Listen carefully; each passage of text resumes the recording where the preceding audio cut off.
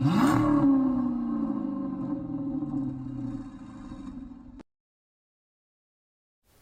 guys, so today it's time for another buying guide. Every year for most Dodge and Chrysler vehicles, I like to do both a lineup overview and then a buying guide. So this is where we go over every single option for the vehicle, such as colors and packages, and go over the prices of everything.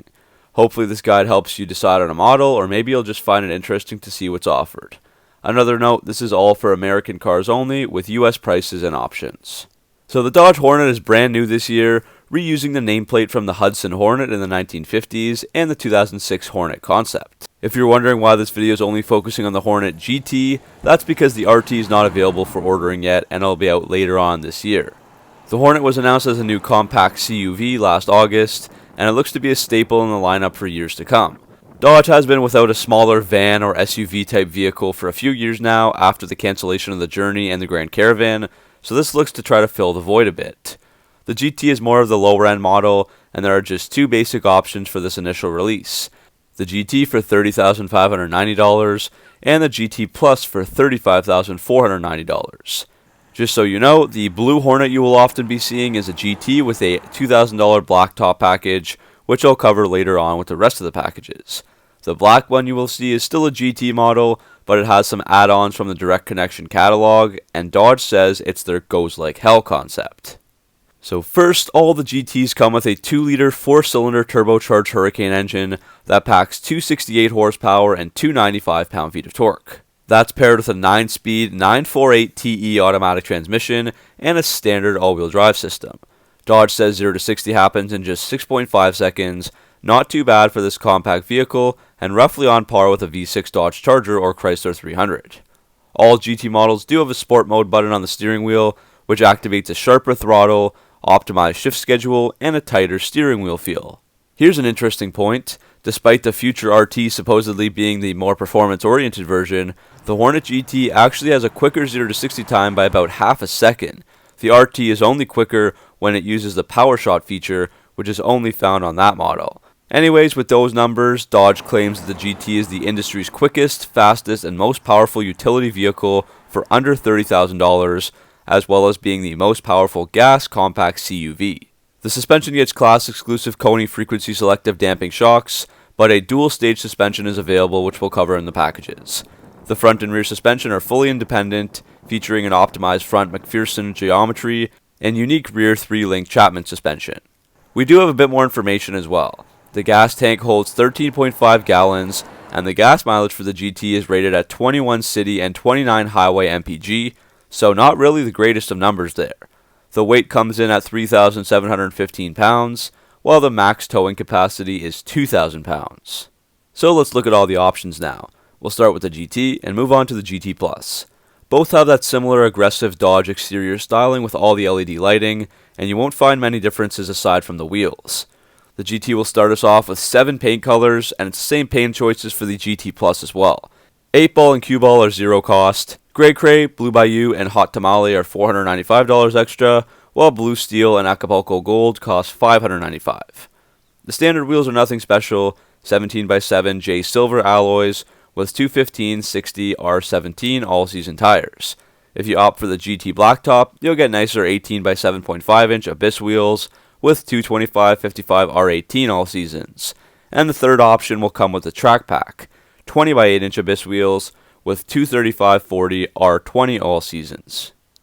As for the packages and equipment, we'll start with the Track Pack since it's the best offered. The price tag is steep at $2,995, but it gives you Alcantara seats, those 20x8-inch darker Abyss wheels, upgraded 4-piston Brembo calipers that are painted red with a Dodge logo, bright pedals, dual-stage valve shocks that will get stiffer in sport mode, a sporty leather steering wheel, and aluminum door sills, so it's quite a lot of value for the $3,000. Next would be the Tech Pack. All the Hornet GTs do have some standard safety features like automatic emergency braking, lane support system, and blind spot detection with rear cross path. All the details of those are posted on screen. Going back to that Tech Pack, on top of those features it adds more like active driving assist system, drowsy driver detection, intelligent speed assist, ParkSense front and rear park assist with stop, and a surround view camera system.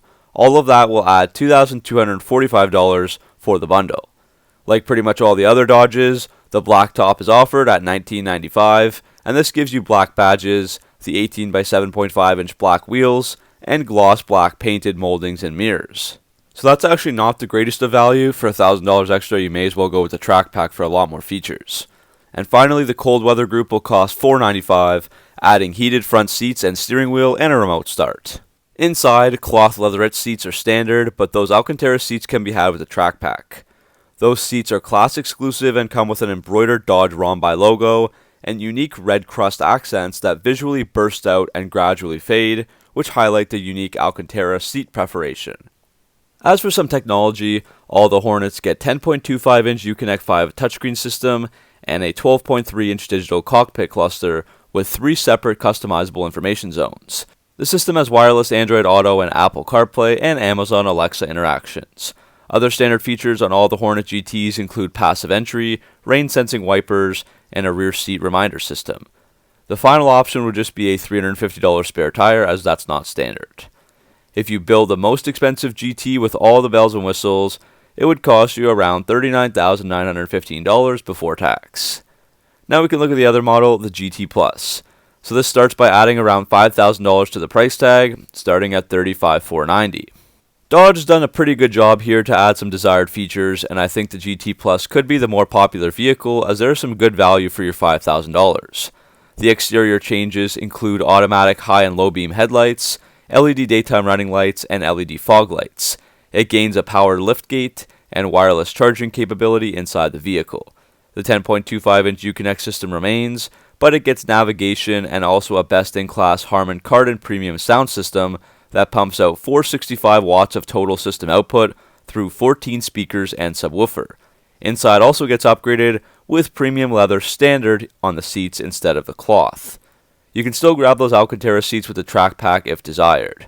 The seats are ventilated and heated with memory too, so that means essentially the cold weather group is standard and a sunroof comes standard as well. The other packages will be identical to the GT, the only change would be the optional $495 red full leather seats instead of black, but you can only get those red seats if you don't go for the black top or track package. You also can't get that cold weather group package as I mentioned because it's standard here. As for the wheels, they are the same 3 options as the GT, so we won't go over those. If you build the priciest GT Plus, it gets up there at a cost of $44,420 before tax, which is quite a lot for a CUV. Now there will be some further options available through Dodge's Direct Connection catalog, but they seem very delayed for all their models right now, like the stage kits for the Hellcats and 392s for example. Dodge teased some of these upgrades with their Goes Like Hell or GLH GT concept version at the 2022 Detroit Auto Show, where they basically showed off this canvas as an option for improving your ride. They will have a stage kit with an ECU tuner, increased boost calibration, and transmission calibration. A suspension lowering kit is available to drop the car by an inch. There's also a dual exhaust with black chrome tips with a performance sound, GLH 20-inch painted machine face wheels, GLH graphics, stripes, and logos, and a black painted lower trim rear fascia.